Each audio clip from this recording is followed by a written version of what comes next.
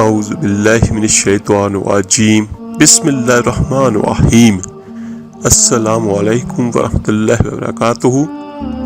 میرے عزیز بھائیو بہنوں اور بچوں، آج کی اس ویڈیو میں آپ کو بیان کروں گا حج کی فضیلت اور حج کے دن کا وظیفہ۔ اور یہ حج کے دن کا وظیفہ وہ ہے جو انشاءاللہ تعالی ایک دن میں ہی آپ کی جتنی بڑی سے بڑی حاجت ہوگی یا جو آپ کی مشکل ہوگی وہ اللہ کے حکم سے حل ہو جائے گی۔ کوشش کیجیے گا کہ اس ویڈیو کو مکمل سنیں۔ کچھ وقت اللہ کی باتیں سننے کے لیے بھی نکال لیا کریں اپنی زندگی میں سے، اپنے وقت میں سے۔ میرے آقا دو جہاں صلی اللہ علیہ وآلہ وسلم نے ارشاد فرمایا، جو استطاعت کے باوجود حج نہیں کرتا اور مر جاتا ہے، وہ چاہے پھر یہودی مرے یا نصرانی مرے۔ حضرت ابو ہریرہ رضی اللہ تعالیٰ عنہ سے روایت ہے کہ آقا کریم صلی اللہ علیہ وآلہ وسلم نے ارشاد فرمایا، یہ صحیح مسلم کی حدیث ہے، ایک عمرہ دوسرے عمرے تک کے گناہوں کا کفارہ ہے، اور حج مبرور جو صحیح حج کو ادا کرتا ہے اس کی جزا فقط جنت ہے۔ جو حج کو درست طریقے سے ادا کر لے وہ جنتی ہے۔ میرے آقا دو جہاں صلی اللہ علیہ وآلہ وسلم نے ارشاد فرمایا، یہ بھی ابو ہریرہ رضی اللہ تعالیٰ عنہ سے روایت ہے کہ آقا کریم نے ارشاد فرمایا، حاجی اور عمرہ کرنے والے اللہ کے مہمان ہوا کرتے ہیں، ان کا میزبان اللہ ہے اور وہ اللہ کے مہمان ہے، اور جب بھی وہ اللہ کو پکارتے ہیں اور اللہ سے دعا مانگتے ہیں، اللہ تعالیٰ ان کی دعا کو قبول فرماتا ہے، وہ مستجاب دعوات بن جاتے ہیں۔ فرمایا میرے آقا کریم نے، اور جب یہ استغفار کرتے ہیں تو اللہ ان کو معاف فرما دیتا ہے۔ یہ بخاری اور مسلم میں روایت ہے کہ میرے آقا کریم صلی اللہ علیہ وآلہ وسلم نے ارشاد فرمایا، جو حرمین شریفین میں آتا ہے، کعبۃ اللہ میں آتا ہے اور گناہ نہیں کرتا، جماع کی باتیں نہیں کرتا، گناہ کی باتیں نہیں کرتا، اپنی زبان کو کنٹرول میں رکھتا ہے اور گناہ کا ارتکاب بھی نہیں کرتا، تو میرے آقا کریم صلی اللہ علیہ وآلہ وسلم نے ارشاد فرمایا، وہ جب لوٹتا ہے تو یوں لوٹتا ہے کہ جس طرح وہ ماں کے پیٹ سے پیدا ہوا اور پاک تھا۔ حج انسان کو اس طرح پاک کر دیتا ہے۔ اللہ تعالیٰ سے دعا ہے، اللہ تعالیٰ آپ کو، مجھے، جو بھی سن رہے ہیں اور جتنے بھی میرے مسلمان بھائی اور بہنیں ہیں، اللہ تعالیٰ ہم سب کو چاہے کچھ لمحات کے لیے ہی اپنے گھر کی زیارت اور اپنے محبوب صلی اللہ علیہ وآلہ وسلم کے روزے کی زیارت نصیب فرمائے۔ آمین ثم آمین۔ میرے آقا کریم صلی اللہ علیہ وآلہ وسلم نے ارشاد فرمایا، حج کے ذریعے اللہ انسان کو غنا عطا فرماتا ہے، رزق میں برکت عطا فرماتا ہے اور دین میں بھی برکت عطا فرماتا ہے۔ سبحان اللہ۔ اگر ہم سب ایمان والے ہیں تو آقا کریم صلی اللہ علیہ وآلہ وسلم کی اس حدیث پر یقین کرنا ہوگا، کیا کہ حج انسان کو امیر کر دیتا ہے۔ ایک مرتبہ میرے آقا کریم صلی اللہ علیہ وآلہ وسلم نے اپنے صحابہ سے ارشاد فرمایا، تمہیں ایسی چیز کا علم نہ دوں جو تمہاری غربت کو دور کر دے؟ تو صحابہ نے کہا، جی ضرور یا رسول اللہ صلی اللہ علیہ وآلہ وسلم۔ ارشاد فرمائے تو میرے آقا کریم صلی اللہ علیہ وآلہ وسلم نے ارشاد فرمایا، ایک حج کے بعد پھر حج کرو، عمرہ کرنے کے بعد پھر عمرہ کرو، امیر ہو جاؤ گے۔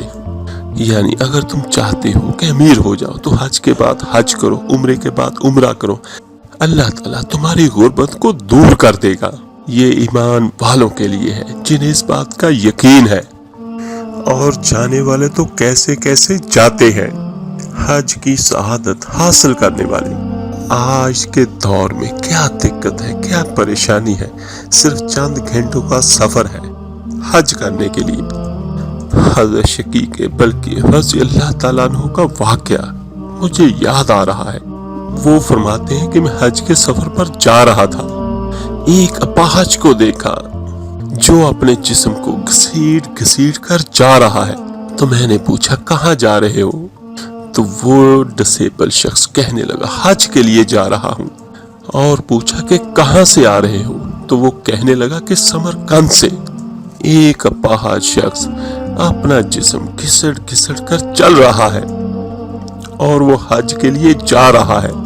حضرت شقیق بلخی رضی اللہ تعالیٰ عنہ فرماتے ہیں تو میں نے پوچھا اس سے کہ سفر کب سے جاری ہے؟ تو وہ ڈسیبل شخص کہنے لگا کہ 10 سال بیت گئے، کہ 10 سال کا سفر ہے اس کے پیچھے اور وہ حج کے لیے جا رہا ہے۔ تو حضرت شقیق بلخی رضی اللہ تعالیٰ عنہ فرماتے ہیں میں نے اسے بڑی حیرت سے دیکھا، بڑے تعجب سے دیکھا۔ تو اس نے کہا اے اللہ کے بندے ایسے کیوں دیکھ رہا ہے؟ تو انہوں نے کہا کہ میں دیکھ رہا ہوں تمہاری کمزوری کو اور سفر کی درازی کو، تو اسی لیے مجھے تعجب ہے۔ تو یہ سن کر تو اس بندے نے ایک عجیب و غریب جواب دیا۔ وہ اللہ کا بندہ کہتا ہے تو یہ نہ دیکھ جا کون رہا ہے، یہ دیکھ کے لے جانے والا کون ہے؟ سبحان اللہ، اللہ اکبر۔ حج ایک مرتبہ فرض ہے اور اس کی فرضیت پر دلیل وہ معروف روایت ہے کہ میرے آقا کریم صلی اللہ علیہ وآلہ وسلم نے ارشاد فرمایا لوگوں حج کے لیے آیا کرو۔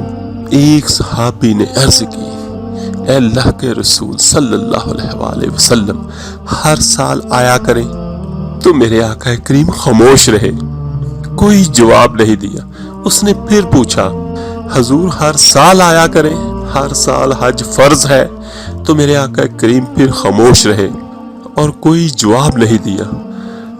اس نے پھر تیسری مرتبہ سوال کیا تو میرے آقا کریم نے پھر خاموشی اختیار کی اور پھر وقفہ سکوت توڑتے ہوئے فرمایا میرے آقا کریم نے تم سے پچھلی امتیں نبیوں پر کثرت سوالات کی وجہ سے ہلاک کر دی گئیں، اگر میری زبان سے ہاں نکل جاتا تو واجب ہی ہو جاتا۔ وہ زبان جس کو سب کن کی کنجی کہے اس جان رحمت پہ لاکھوں سلام۔ فرمایا میرے آقا کریم نے اگر میری زبان سے ہاں نکل جاتی تو واجب ہی ہو جاتا۔ چلو میرے عزیز بھائیوں بہنوں اور بچوں، چلتے ہیں اپنے آج کے وظیفے اور عمل کی طرف۔ یہ آج کا وظیفہ جو میں آپ کو بیان کروں گا یہ حج کے دن کا وظیفہ ہے، بہت آسان اور بہت پاورفل قرآنی وظیفہ ہے۔ اور جو میرا بھائی بہن یہ چاہتا ہو کہ اللہ تعالیٰ میری تمام دعاؤں کو قبول فرمائے اور میری کوئی بھی دعا رد نہ ہو، تو ہمارے پاس یہ بہت پیارا موقع آنے والا ہے، تو کوشش کریں کہ اس موقع کو ضائع نہ ہونے دیں۔ یہ حج کے دن کا وظیفہ آپ نے پورے یقین کامل کے ساتھ اور اللہ تعالیٰ کی رحمت سے پر امید ہو کر اس عمل کو کر لینا ہے، کیونکہ یہ قرآنی عمل ہے۔ میرے عزیزو قرآن پاک کی بہت زیادہ برکتیں ہیں، اگر بیان کرنے بیٹھے تو ساری زندگی بیت جائے اور قرآن کی فضیلت اور اس کی برکتیں ختم نہ ہو۔ اور ہمارا یہ اعتقاد اور ایمان ہے کہ اگر کسی پر کوئی مصیبت، پریشانی، کوئی دکھ آ جائے تو آپ قرآن پاک کو پڑھنا شروع کریں اس کو سمجھ کے ساتھ، تو انشاءاللہ تعالی اس کی برکتوں سے آپ کی تمام پریشانیاں، غم، دکھ، تکلیفیں ختم ہو جائیں گی۔ لیکن یہ بات ضرور ہے کہ ہمارا یقین کامل ہونا چاہیے کہ اللہ وحدہ لا شریک ہے اور اس کے ہاتھ میں ہر چیز ہے۔ تو میرے عزیزوں وظیفے کی ترکیب کچھ یوں ہے کہ حج کے دن ظہر اور عصر کے درمیانی کسی بھی وقت میں آپ نے یہ والا عمل کرنا ہے۔ پھر سن لیں کہ حج کے دن ظہر اور عصر کے درمیان آپ نے یہ وظیفہ کرنا ہے، صاف ستھرے کپڑے پہن کے، بلکہ زیادہ بہتر یہ ہوگا کہ ظہر کی نماز جو مرد حضرات ہیں وہ باجماعت پڑھیں، جو میری بہنیں اور بیٹیاں ہیں وہ گھروں میں پڑھ کے صاف ستھرے لباس میں یہ عمل شروع کرنا ہے. یہ انشاءاللہ تعالیٰ ایک دن کا عمل ہے اور اس سے اللہ کی رحمت ہی رحمت ہوگی. خوشبو کا استعمال لازمی کیجیے گا. اور آپ نے بہت آسان سی اور سادہ سی سورت پڑھنی ہے، سورہ اخلاص. اور یہ سورت ہر کسی کو زبانی یاد بھی ہے. بہت بڑی سورت نہیں ہے، صرف 1000 مرتبہ پڑھنی ہے اول آخر. آپ نے اس سورت کے 21 مرتبہ شروع میں درود ابراہیمی نماز والا پڑھنا ہے اور 21 مرتبہ ہی آخر میں پڑھنا ہے. پانی کا ایک گلاس ساتھ میں رکھیے گا. درود مبارکہ پڑھ کر پانی پہ پھونک ماریں اور 1000 مرتبہ سورہ اخلاص پڑھ کر پانی پہ پھونک ماریں. 3 مرتبہ پھونک مارنے سے پانی دم ہو جائے گا. آخر میں پھر درود ابراہیمی نماز والا 21 مرتبہ پڑھ کر پانی پہ دم کیجیے گا.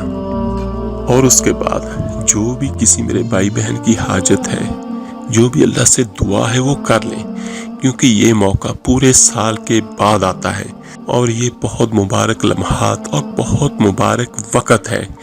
یہ وہ وقت ہے جس کی اللہ نے قسمیں اٹھائی ہیں، تو ان سے ہم فائدہ اٹھائیں.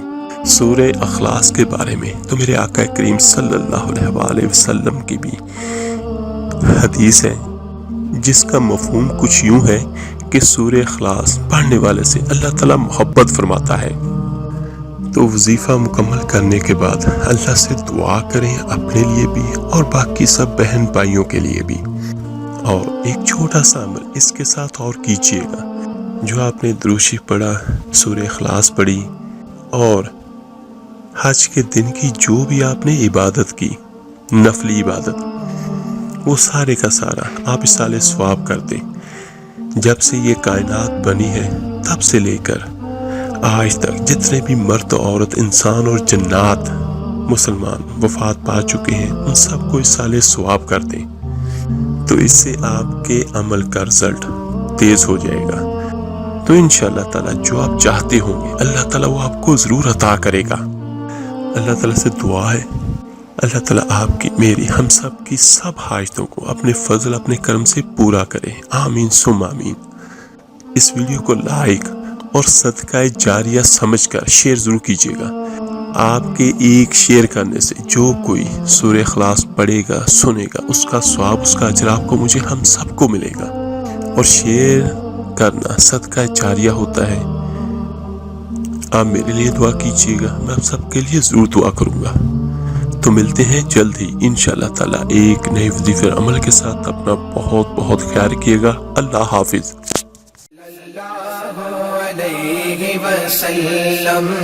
صلی اللہ علیہ وسلم.